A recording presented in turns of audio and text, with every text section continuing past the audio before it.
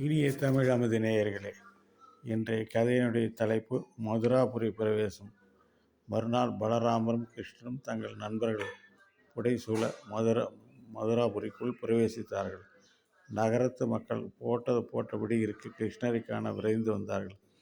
மதுராபுரி பெண்களுக்கு சதா இந்த கிருஷ்ணனுடன் இருக்கும் கோபியர்கள் என்ன தவம் செய்து அந்த பாக்கியத்தை அடைந்தார்களோ என்று தோன்றியது. தெருவில் போய்க் கொண்டிருந்த போது ஒரு சலவை தொழிலாளி பார்த்த கிருஷ்ணர் தனக்கு நல்ல துணிகளை கொடுக்குமாறு அவனிடம் கேட்டார்.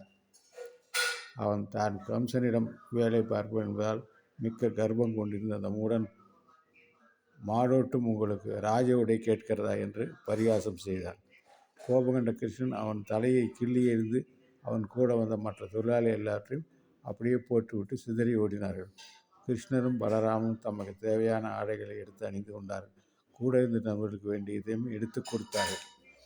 வழியில் இவர்களை பார்த்த ஒரு நெசவாளி இவர்களுக்கு விதவிதமான அலங்கார ஆடைகளை கொடுத்தான். அவன் பக்தியை கண்டு கிருஷ்ணர் அவனுக்கு சாரூப்பிய முக்தியை கொடுத்தார். அடுத்து வழியில் சுதாமன் என்ற பூக்காரன் பார்த்து இவர்களை வரவேற்று நறுமண மாலைகளை அணிவித்து மகிழ்ந்தான். அதில் மகிழ்ந்த பலராமன் கிருஷ்ணன் அவன் வேண்டிய வரங்களை கொடுத்தார்கள். அவன் சிரமான கிருஷ்ண பக்தியும் கிருஷ்ண பக்தரிடம் பக்தியும் உயிர்களின் தயவுமே வரமாக கேட்டான். அவன் கேட்டதை கொடுத்து அதற்கு மேல் அவனுடைய பரம்பரை விருதியும் செல்வத்தையும் உடல் பலத்தையும் அவனுக்கு தீர்க்காயிலையும் கீர்த்தி காந்தி மொழிகளும் வரமாக கொடுத்துவிட்டு அவன் இல்லத்திலிருந்து வெளியே வந்தார்கள். அடுத்த வழியில் திருவக்கரை என்னும் ஒரு கூனி வழிபட்டார். இவள் உடல் 3 வலையுடன் கூன் விழுந்திருந்தது. அவள் தினமும் கம்சனுக்கு சந்தனம் அரைத்து கொடுப்பவள். இவள் அரைக்கும் பக்கம் தான் கம்சனுக்கு பிடிக்கும். அப்போது அவள் கம்சனுக்காக சந்தனத்தை எடுத்து போய் கொண்டிருந்தாள். கிருஷ்ணர் சந்தனத்தை தனக்கு அளிக்குமாறு கேட்டார். அவள் இதை பூசிக்கொள்ளும் தகுதியானவர் உங்களை விட யார் இருக்கிறார்கள் என்று கொடுத்தார். அவன் பூசிக்கொண்ட கிருஷ்ணர் அவளுக்கு அருளை தர திருவுள்ளம் கொண்டார். அவள் எதிரில் நின்று தன் காலை அழுத்தி தன் கையில் இடவிரலால் அவள் முகவாயை உயர்த்தினார்.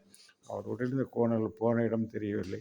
அது மட்டுமல்ல, மிக அழகிய பெண்ணாகவும் அவள் மாறிவிட்டாள். மாறியவள் கிருஷ்ணன் மீது காதல் கொண்டு இல்லத்திற்கு அவனை அழைத்தாள்.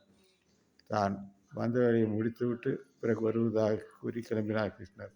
அப்படி தனுர் யாகம் நடத்தும் இடத்துக்கு விசாரித்து கொண்டு போய் சேர்ந்தார். அங்கே ரத்தினங்கள் பதிக்கப்பட்டிய பெரிய தனுசை பார்த்தார். அதை எடுத்து நாணேற்றும் அது பெருத்த ஓசையில் 2 துண்டுகளாக ஒடிந்தது. எதிர்த்து வந்த காவலர்களை அந்த 2 துண்டுகளாக அடித்து கொண்டார்கள் கிருஷ்ணரும் பலராமும். அதன் பிறகு இன்னும் கொஞ்சம் சுற்றி பார்த்துவிட்டு தங்கள் குழு இறங்கியிருந்த சோலைக்கு வந்தார்கள். பால் சாதம் சாப்பிட்டுவிட்டு நிம்மதியாக படுத்து தூங்கினார்கள். ஆனால் கம்சனுக்கு இந்த இரவு உறங்காத இரவானது. பல தீய சகனங்கள் ஏற்பட்டன. எல்லாம் அவன் மரணத்தை காட்டுவதாகவே இருந்தன. ஒரு வழியாக இரவு முடிந்தது. நன்றி, வணக்கம். அடுத்தது நாளைக்கு கம்சவதம் பார்ப்போமா? நன்றி, வணக்கம்.